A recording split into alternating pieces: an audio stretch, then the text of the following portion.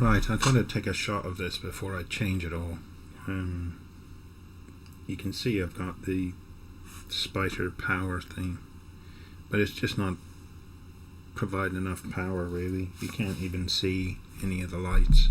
So I need to rework all of the power grid here along all of the breadboards to make it more power efficient, and I'm going to need some sort of bench power unit that provides more power.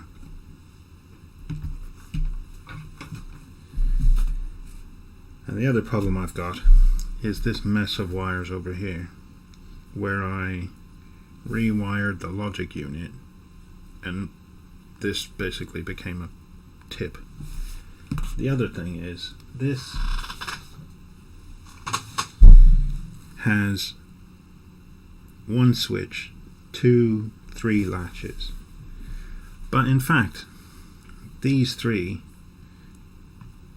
don't need to be latches. So a latch is there so that you can latch a previous value, but they're never going to do that. All they're actually doing is they either are active or they're passing through whatever value there is. So for this one, this is a pass through on A, this is a shift left, shift right, and this is a pass through as well.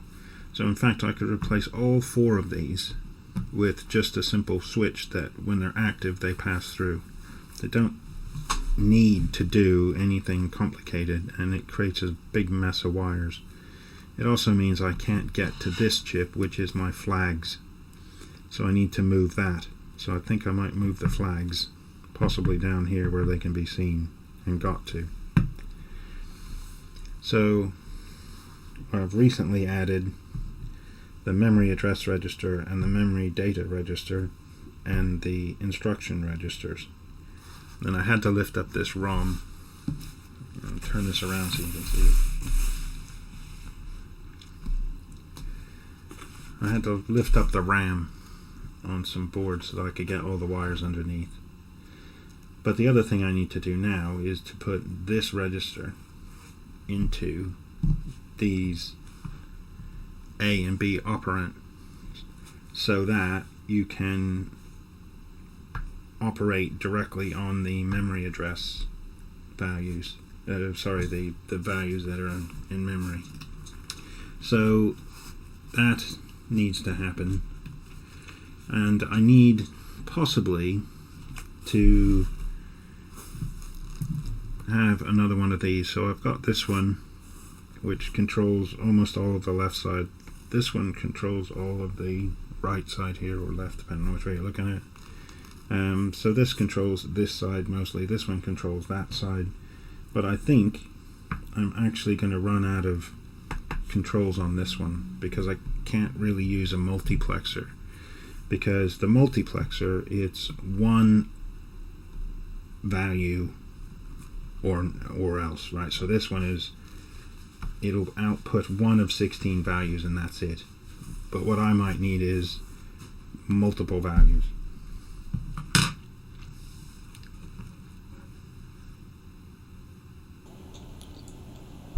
Right, it's a bit difficult to get everything in frame anymore. It's quite large. But I have made corrections to this portion of the ALU. I have removed these 3 chips and replaced all 3 of them with a different chip, which these 3 chips only have 2 states. They're either on and passing information or not. And so what they do is they take information from the B operand side. This one is simply a pass through. It just, if it's on, it just passes the information straight in to the adder, which is here. This one is this one is shift left, this one is shift right, and that one is the pass through. So this one just passes it straight through. This one does a shift right operation, so it will shift whatever's in the B operand right by 1. This one is shift left, and so it'll shift things left by 1 and just pass it straight and put it into the adder side. I've pulled these out, which I need to do the correction, but the logic units here, which do AND, OR, XOR on the B, they need to be fixed. But I've pulled these out because I've done a lot of work down here, which is difficult to see, so I'll turn this around a bit.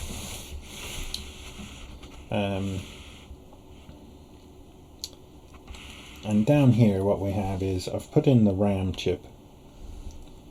I've put in a inverse timer.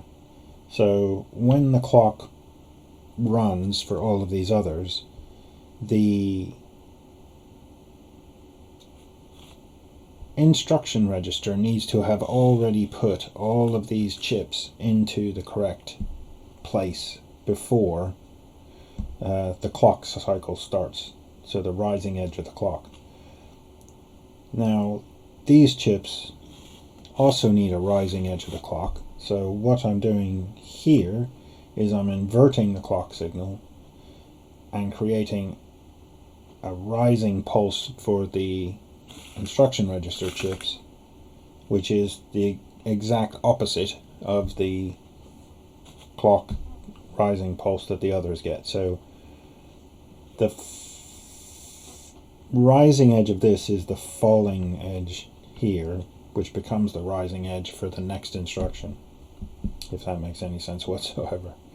Down here I've added the memory register. This is the instruction register, and this is the memory address register, which isn't fully synced up, but basically what will happen is the memory address to be accessed is put in here, that address is put onto the RAM, and that's fed back out so it can go out into the data bus. But I'm also going to hook up these two chips, which will put it into the register data bus. So this is the primary data bus, and these are the register data buses, if you remember, A and B. And the idea here is that we put the memory directly into the registers A and B as well, so that you can directly operate on the contents of the memory without having to take extra clock cycles to move it onto the data bus, move it into a register, move the register data into the ALU, etc. So this will allow the ALU to directly access memory contents. So the next two challenges really is to correctly rewire this logic portion of the ALU, to create the A and B operand for the memory registers, and then I have a problem with the control registers. So over here this is all hooked up, and because it uses multiplexers, the multiplexers invert the signal. So the vast majority of these chips are enabled low, in other words 0. This multiplexers output 0 when you set the register. However, if you connect them directly, you need to invert the signal on some of them. Some of them aren't, some are not enable low but enable high, which means you set a 1 and this turns on, for example. However, none of these chips are like that, and so I need to invert the signal here.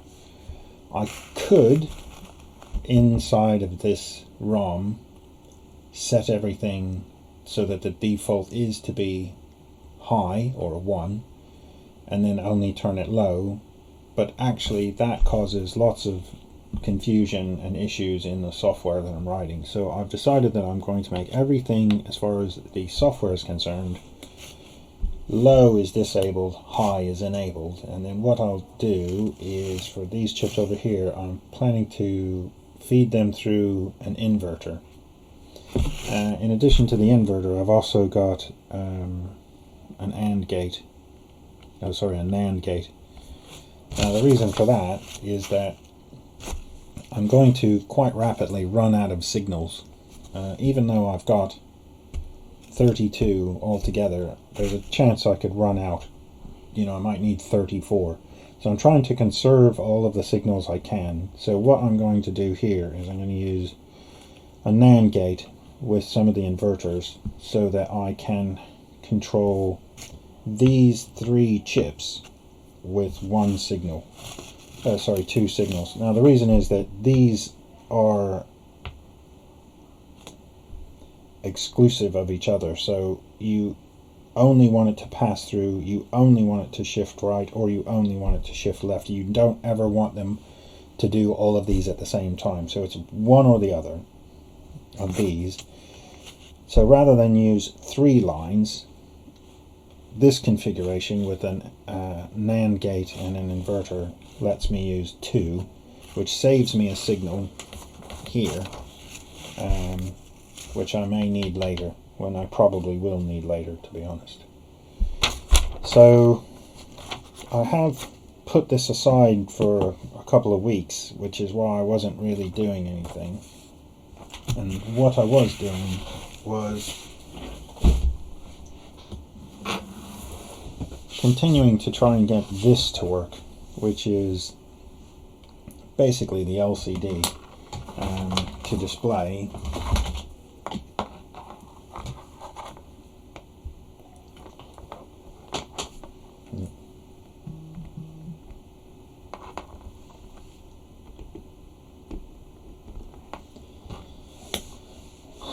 So this was mostly just for troubleshooting, but this is the problem. It doesn't display numbers, it only displays blocks, and I believe that's probably because of my initialization, but I go through that separately.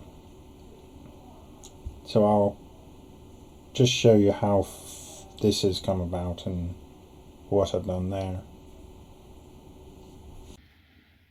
So the next bit of troubleshooting that I did was I took my clock that I made over here, which you probably can't see very well, but it is a clock, and it, like this thing, uses a 555 timer. So what I did is I disconnected this pin and I've connected the clock pin in, because here on this one I can single step through. I can press the button and it will clock the value, and then I can actually see what the output is on each of these.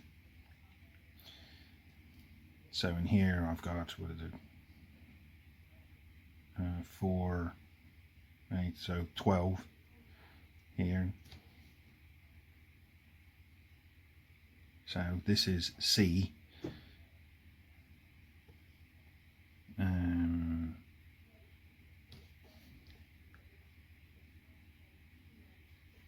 CF. No, that's not right.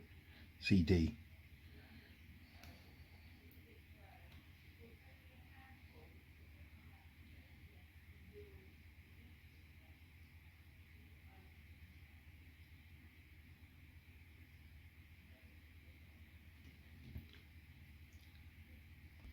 Yeah, sorry, so this is 8C.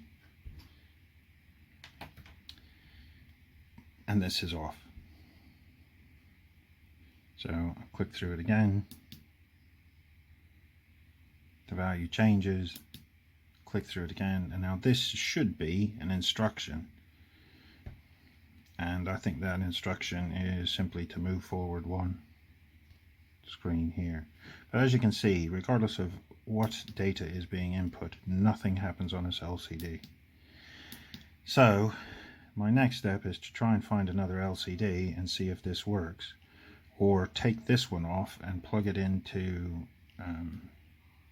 some sort of Arduino or something and make sure that this is functional, because in theory this is outputting the correct stuff. So this is the EEPROM as it was, and it consisted of basically 3 sections, which is the first one, the timer, as you can see here, and this basically takes the 555 timer and divides it into 3 clock pulses, which are used on the upper portions of the address list here. So the bottom 8 of the address are the numbers and the top are the pulses, and then the output should go to the LCD screen. And this minus the LCD screen shows the values that it's being written to, the data, the read write, enable, etc. This should have pulses, so the enable pulses from the timer, and then the other 3 pulses are the addresses, but none of this really worked.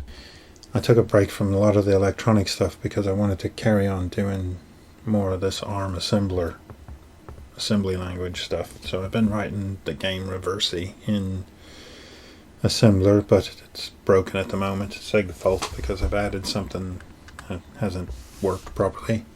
And then the other thing I was doing was I was working on this Rust program because I wanted to do a hex dump, but I needed it slightly different than you get from hex dump or from XXD.